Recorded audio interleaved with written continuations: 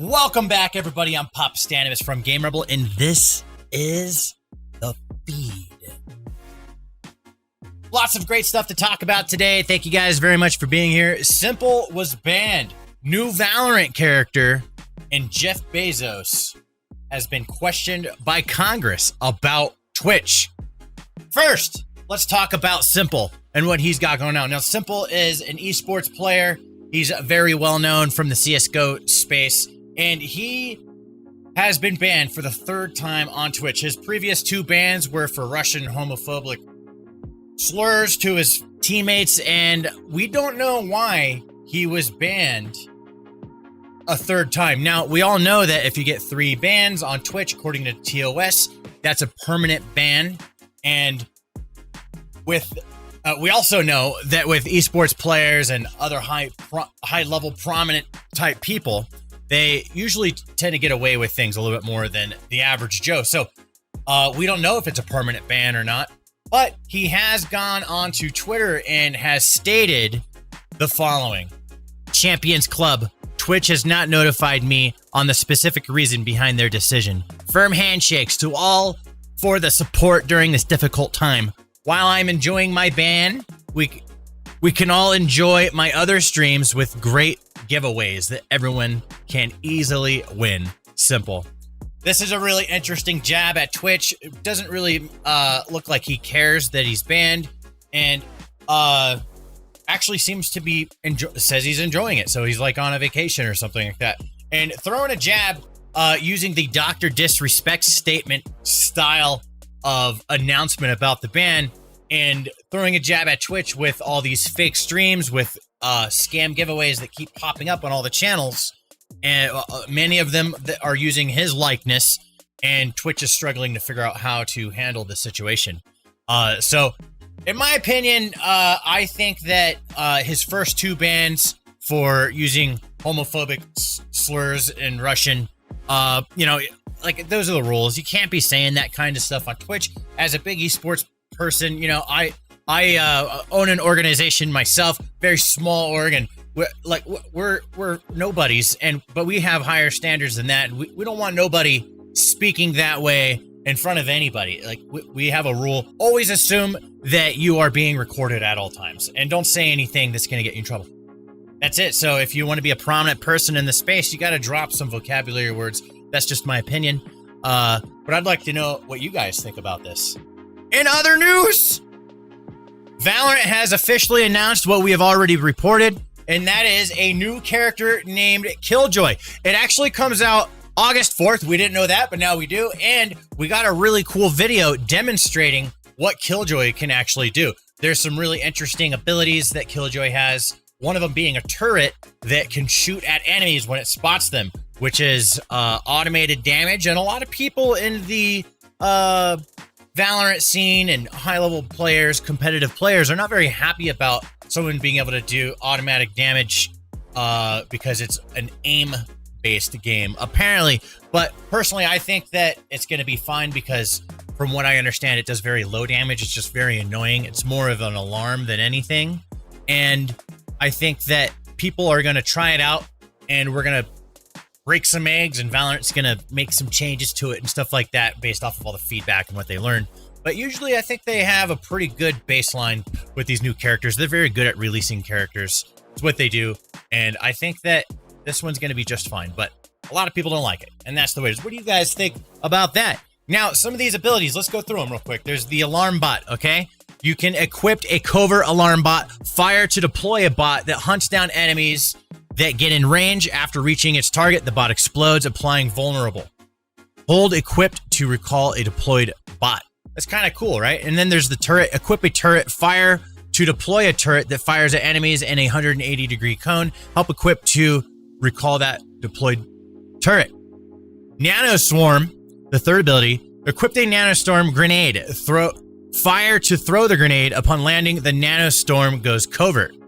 So I'm not really sure what that means, but I think that it's some sort of like, I don't know. I honestly have no idea what that means, and I can't wait to get my hands on the character and try that out. And then there's an ultimate called Lockdown. Equip the lockdown device, fire to deploy the device. After a long windup, the device detains all enemies caught in the radius. I wonder what that means, detaining them, like they can't move, like when you go through a cipher trap. Sounds kind of interesting. I wonder how these things, I'm very big into Valorant, and I'm just excited to see how this is going to affect the meta of the game.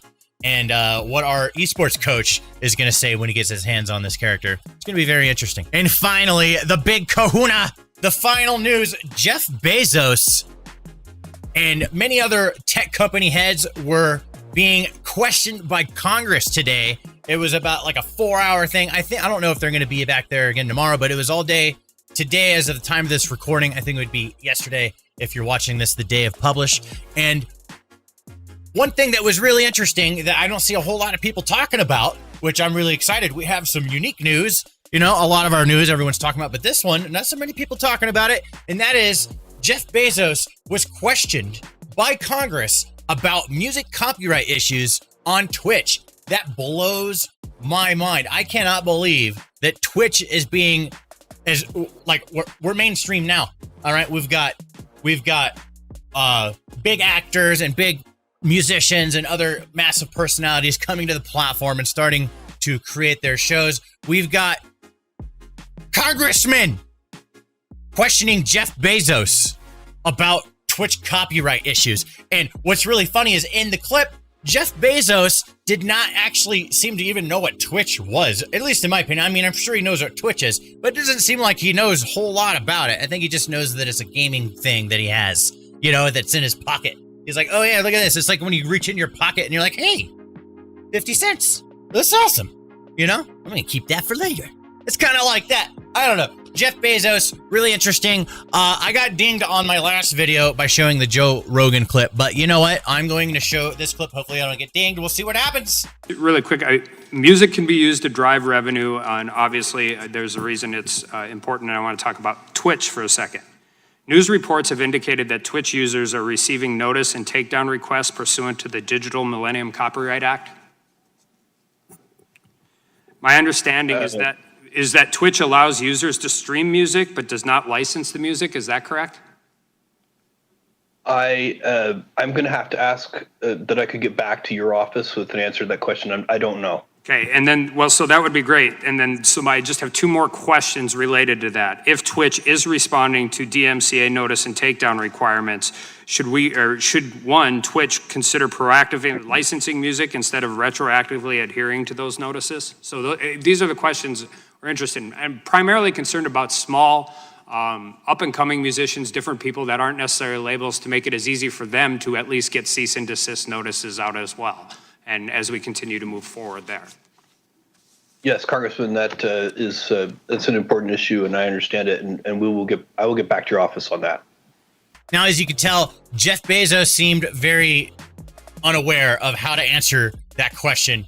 And what I'm really curious to find out is this going to have any kind of impact on the platform itself now that the head honcho of Amazon is having to get all his people to get these answers for Congress about Twitch? Like, this is a question. I'm sure he has people writing down all the questions and all the things that he needs to get back to Congress so he can get them off his back. And now he has to spend time worrying about Twitch, which, based off of his, you know, not really knowing much about it, I don't think he deals with Twitch that often. He probably has people for that. And I just really hope we're already in a really interesting time when it comes to music copyright on Twitch. And I'm just really hoping that this does not make things more difficult for everybody.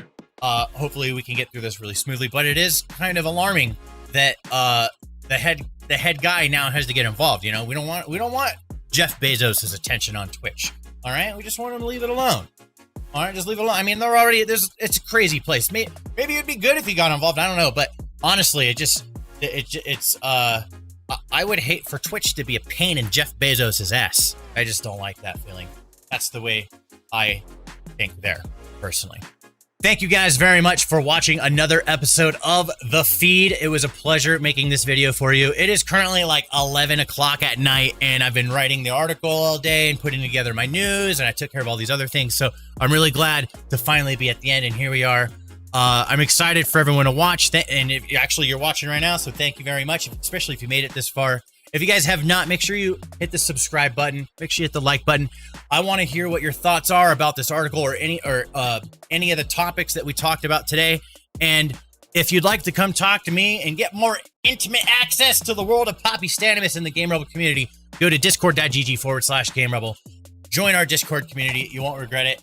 And make sure you come check me out live on Twitch. I'm live every day, Monday through Friday, starting at 12 p.m. Mountain Time. Come check it out. Love you all. See you next time. Be safe.